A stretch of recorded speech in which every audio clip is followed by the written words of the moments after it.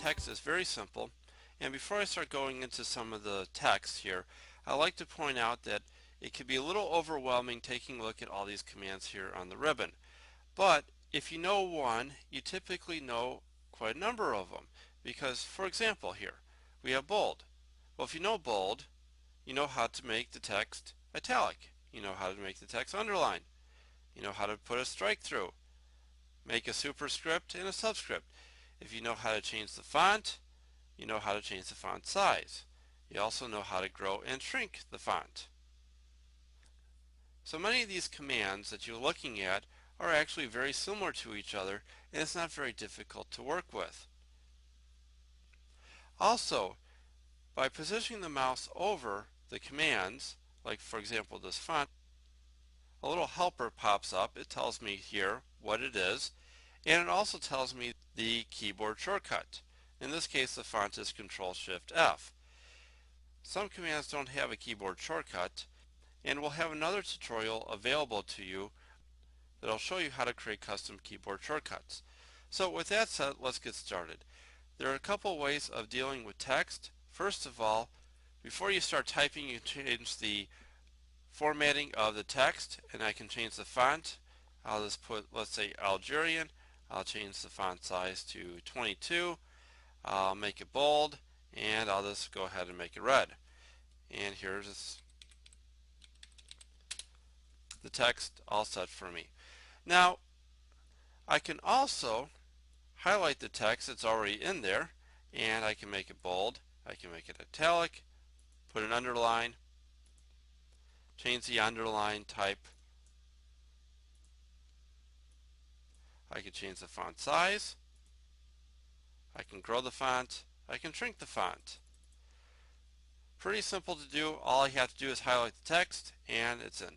Now, I have more text selections available to me in the font dialog box. So if I click on this font dialog box button, up comes the font, and I usually have in these dialog boxes everything that you see here in the section can be found within the dialog box.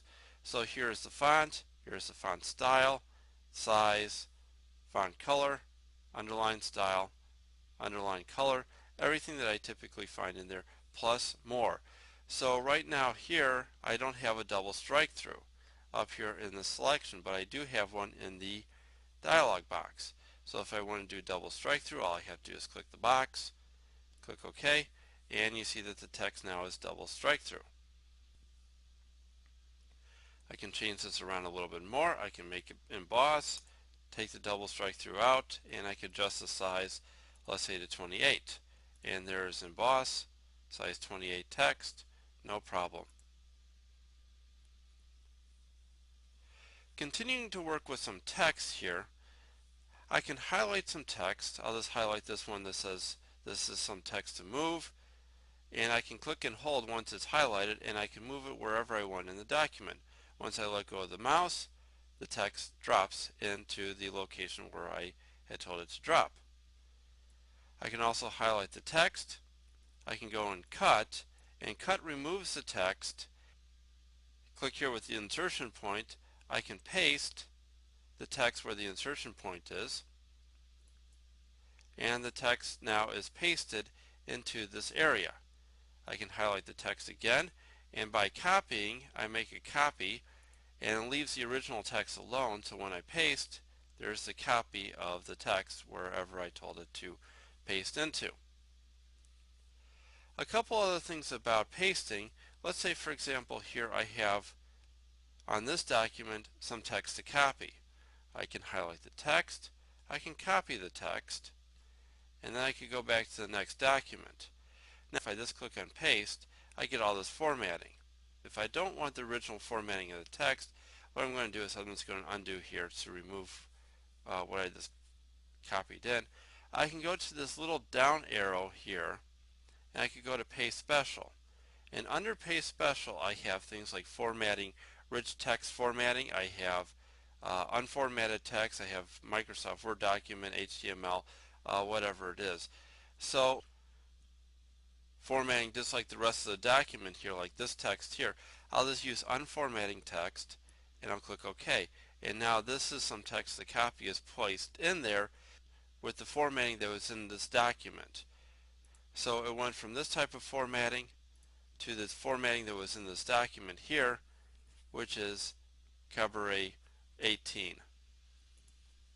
The last thing that I would like to show you here is the Format Painter, and this can save you a lot of time and stress.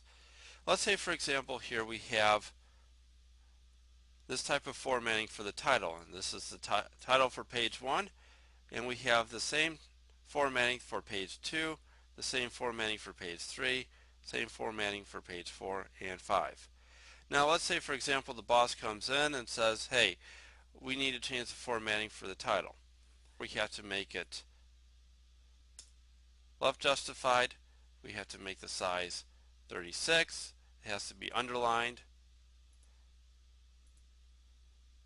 with a solid underline, and the font color has to be, let's say, blue. Also, maybe make it Times New Roman. Okay, so there's Times New Roman, all set. Now, instead of having to go through and highlight each one individually and adjusting the font formatting, what you can do is you can use the Format Painter. So I'll put the insertion point right here, so it's blinking right there on part of what I want to take the formatting of this text. So all I have to do now is click on the Format Painter and highlight the text that I want to copy the format to. So now the title for page 2 is the same as the title for page 1 as far as formatting is concerned. So now I can just go to page 3, click on the Format Painter, boom, go to page 4, click on the Format Painter, very simple. Page 5, click on the Format Painter, and now all of the pages here have the exact same format for their title as page 1. So that way I don't have to worry about making mistakes and having different formatting throughout.